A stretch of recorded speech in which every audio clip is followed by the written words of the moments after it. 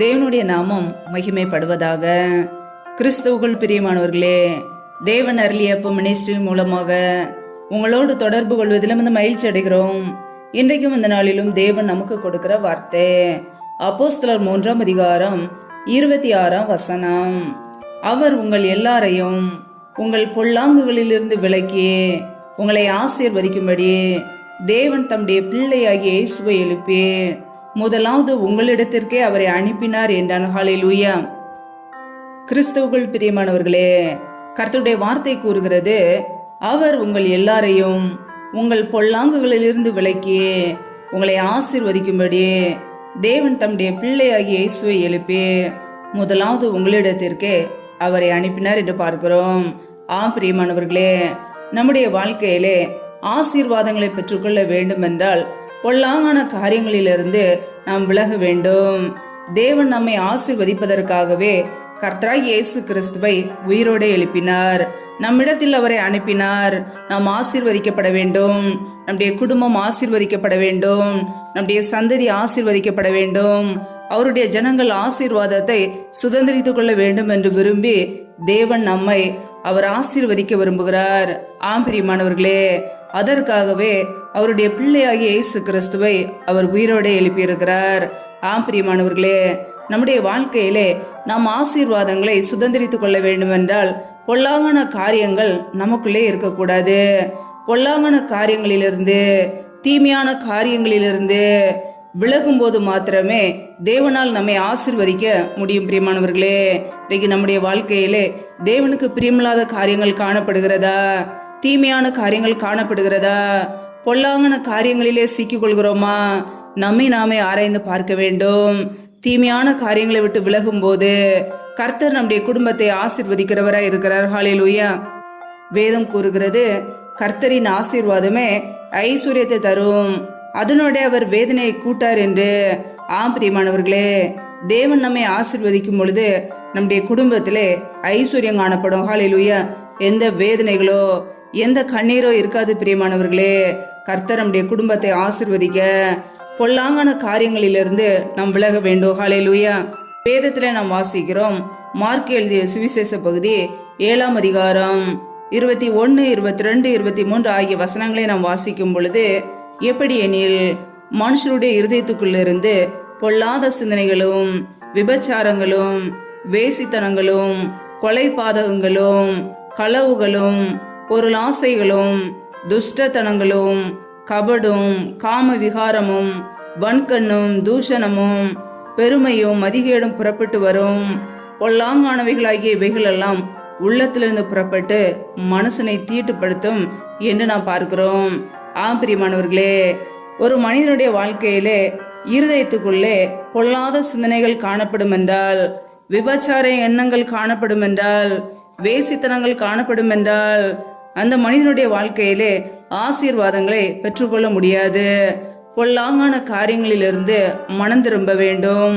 அப்பொழுது மாத்திரமே தேவன் நம்மை ஆசீர்வதிப்பார். தேவனுடைய சமூகத்திலே தாழ்த்தும் போது, மனம் திரும்பும் போது, பாவங்களை எல்லாம் அறிக்கையிட்டு அவைகளை விட்டுவிடும் போது கர்த்தர் அவருடைய கிருபையினால் நம்மை நிரப்புகிறார், நம்மை ஆசீர்வதிக்கிறார். ஹல்லேலூயா. பொல்லாங்கான காரியங்கள் நம்முடைய வாழ்க்கையிலே காணப்படுகிறதா என்பதை ஆராய்ந்து பார்க்க வேண்டும். அநேகருடைய இருதயத்துக்குள்ளே பொருளாசைகள் காணப்படுகிறது.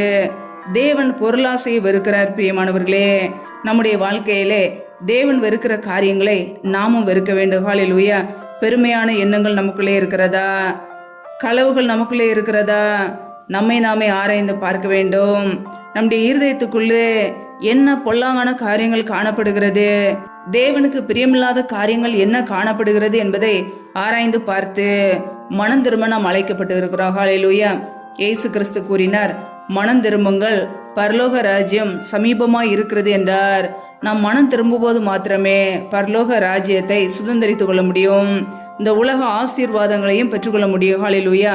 கர்த்தருடைய பிள்ளைகள் ஆசீர்வாதங்களை பெற்றுக்கொள்ள, நன்மைகளை பெற்றுக்கொள்ள தேவனுக்கு முன்பாக பரிசுத்தம் உள்ளவர்களாய் வாழ அர்ப்பணிப்போம். கெட்ட சுபாவங்கள், துர்குணங்கள் நமக்குள்ளே இருக்கிறதா என்பதை ஆராய்ந்து பார்த்து தேவ சமூகத்திலே தாழ்த்துவோம். மனம் திரும்ப அர்ப்பணிக்கும் பொழுது, தேவ சமூகத்திலே தாழ்த்தும் போது பாவங்களை விட்டுவிடும்போது கர்த்தர் நம்மை மன்னித்து ஆசீர்வதிக்கிறவராய் இருக்கிறார். ஹல்லேலூயா. கர்த்தரின் ஆசீர்வாதமே நம்முடைய வாழ்க்கையிலே ஐஸ்வர்யத்தை கொண்டு வரும். பிரியமானவர்களே, தேவன் நம்மை ஆசீர்வதிக்கும் போது மாத்திரமே நம்முடைய வாழ்க்கையிலே எந்த பலவீனங்களோ வியாதிகளோ வராது. கர்த்தருடைய பிள்ளைகள் இருதயத்திலே பொல்லாங்கான சுபாவங்கள் இருக்கிறதா என்பதை ஆராய்ந்து பார்த்து அவைகளை விட்டு மனம் திரும்ப அர்ப்பணிப்போம். கர்த்தர் நம்முடைய குடும்பத்தை ஆசீர்வதித்து உயர்த்துவார். ஹல்லேலூயா.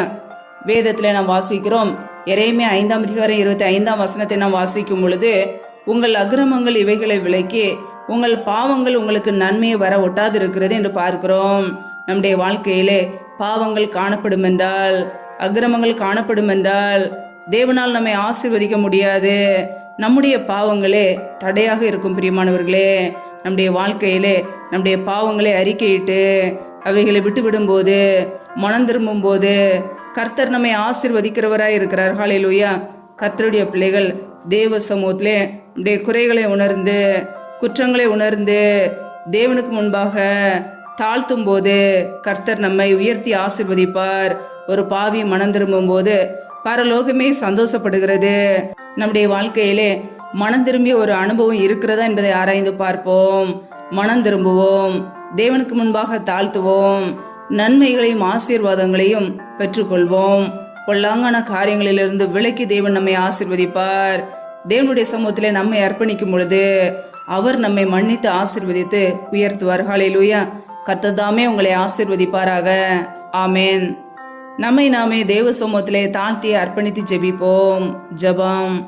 எங்களை அதிகமாய் நேசிக்கிற எங்கள் அன்பின் பரலோக தகப்பனே, உம்மை துதிக்கிறோம், ஸ்தோத்தரிக்கிறோம். அப்பா, இந்த இரவு வேலைக்காக உம்மை துதிக்கிறோம், ஸ்தோத்தரிக்கிறோம்.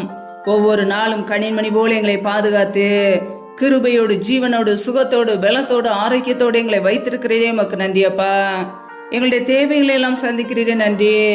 ஒவ்வொரு நாளும் உண்ணவும் உடுக்கவும் தங்குவதற்கு இடம் கொடுத்து எங்களை பாதுகாக்கிறீரே, நன்றி. அப்பா, இப்பொழுது இணைந்திருக்கிற ஒவ்வொரு குடும்பங்களையும் உடைய கரங்களிலே தாழ்த்துகிறோம்.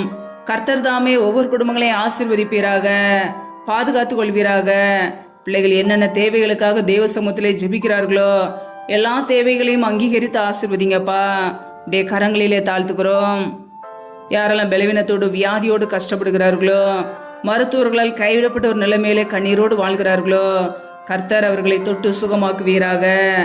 பலவீனத்திலே உடைய பலன் பரிபூரணமாய் விளங்கட்டும். கர்த்தர் ஆசீர்வதிங்கப்பா. யாரெல்லாம் திருமணமாகி நீண்ட நாட்களாக குழந்தை இல்லாமல் குழந்தைக்காக கண்ணீரோடு பாரத்தோடு ஜெபிக்கிறார்களோ, கர்த்தர் அந்த குடும்பங்களை ஆசீர்வதிங்க. அன்னாளுடைய ஜெபத்தை கேட்டு ஆசீர்வதித்தது போல பிள்ளைகளையும் ஆசீர்வதிங்கப்பா. ஏசு கிறிஸ்துவின் வல்லமையில நாமத்தினாலே தடைகள் எல்லாம் நீங்கி போவதாக. ரீபா கபரா ஷாகரா கதுரி கரதரபலா ரியா கபர சந்த ரதனகதுரபா ரீபா கேரே ஷேக்கே லாரா தரபா. ஆவியானவரே உடைய சமூகத்திலே தாழ்த்துகிறோம். எந்தெந்த குடும்பங்களிலெல்லாம் கடன் பிரச்சனையிலே, உபத்திரவத்திலே கண்ணீரோடு நிம்மதி இல்லாமல் கஷ்டப்படுகிறார்களோ, கர்த்தர் அந்த குடும்பங்களை சந்திங்கப்பா. பிள்ளைகள் வாழ்க்கையில் உள்ள கடன் பிரச்சனையை நீக்கி ஆசீர்வதிங்கப்பா. தரித்திர நிலைமைகள், வறுமைகள் எல்லாம் இயேசு கிறிஸ்துவின் நாமத்தினால நீங்கி போகட்டும். பிள்ளைகளை கடன் கொடுக்கிறவர்களாய் மாற்றுங்க. மற்றவர்களுக்கு முன்பாக வெட்கத்தோடு கண்ணீரோடு வாழாதபடிக்கு பிள்ளையுடைய தலையை உயர்த்துவீராக உடைய கரங்களிலே தாழ்த்துகிறோம். எந்தெந்த குடும்பங்களிலெல்லாம் திக்கற்றவர்களாய் தனிமையோடு வாழ்கிறார்களோ, கணவரால் கைவிடப்பட்ட ஒரு நிலைமையிலே யாருமே இல்லாமல் கஷ்டப்படுகிறார்களோ, கர்த்தர் அவர்களுக்கு உதவி செய்யுங்கப்பா. திக்கற்ற பிள்ளைகளுக்கு நீரே சகாயர், நீரே ஆசீர்வதிக்கிறவர், ஏழை எளியவர்களுக்கு உதவி செய்கிறவர். என் தேவன் ஆசீர்வதிங்க, உடைய நன்மையினால் நிரப்புங்கப்பா. எந்தெந்த குடும்பங்களிலெல்லாம் கணவன் மனைவிக்கிடையே பிரிவினையோடு பிரச்சனையோடு வாழ்கிறார்களோ, குடும்பத்தில் நிம்மதி இல்லாமல் சமாதானம் இல்லாமல் கண்ணீர் வடிக்கிறார்களோ, கர்த்தர் என் தேவன் அந்த குடும்பத்தை சந்திங்கப்பா. குடும்பத்தில் ஒருமனப்பட்ட ஆவியை கொடுங்க. பிரிந்த குடும்பங்களெல்லாம் இயேசு கிறிஸ்துவின் நாமத்தினால மறுபடியும் இணைக்கப்படட்டும். குடும்பத்தில் சமாதானத்தை கொடுங்க, சந்தோஷத்தை கொடுங்கப்பா. சிலுவையில் சிந்திய ரத்தத்தினாலே எங்களுக்கு சமாதானத்தை உண்டாக்கியவர். ஒவ்வொரு குடும்பத்திலும் தெய்வீக சமாதானம் ஆளுகை செய்யட்டும். உடைய நன்மையினால் நிரப்புங்கப்பா. இந்த இரவு நேரத்தில் இன்பமான தூக்கத்தை கொடுங்கப்பா. சத்துரு கொண்டு வருகிற போராட்டங்கள், பிரச்சனைகள், மரண பயங்கள், இருளின் அதிகாரங்கள், ஆபத்துகள், நாசம், மோசங்கள், தீமைகள், விக்னங்கள் எல்லாவற்றிற்கும் விலக்கி ஒவ்வொரு குடும்பத்தையும் பாதுகாத்து கொள்ளுங்க. உடைய இரத்த கோட்டைகளை மூடி மறைத்து கொள்ளுங்கப்பா. அதிகாலையில் எழுந்து தெய்வ சமூகத்திலே காத்திருக்க, ஜெபிக்க, உம்மை துதிக்க, உடைய நாமத்தை உயர்த்த எங்களை அர்ப்பணிக்கிறோம். எங்களை ஆசீர்வதிப்பீராக, பாதுகாத்து கொள்வீராக. இணைந்திருக்கிற ஒவ்வொரு குடும்பங்களையும் ஆசீர்வதிங்க. இணைந்து ஜெபிக்கிற ஒவ்வொரு குடும்பங்களையும் அளவில்லாமல் ஆசீர்வதிங்க. அப்படியே நன்மையினால் நிரப்புங்கப்பா. எல்லா துதிகன மகிமையெல்லாம் ஒருவருக்கே செலுத்துகிறோம். ஏசு கிறிஸ்தின் மூலம் ஜெபிக்கிறோம் ஜீவனுள்ள நல்ல பிதாவே, ஆமேன். கர்த்தர் தாமே உங்களையும் உங்கள் குடும்பங்களையும் ஆசீர்வதிப்பாராக.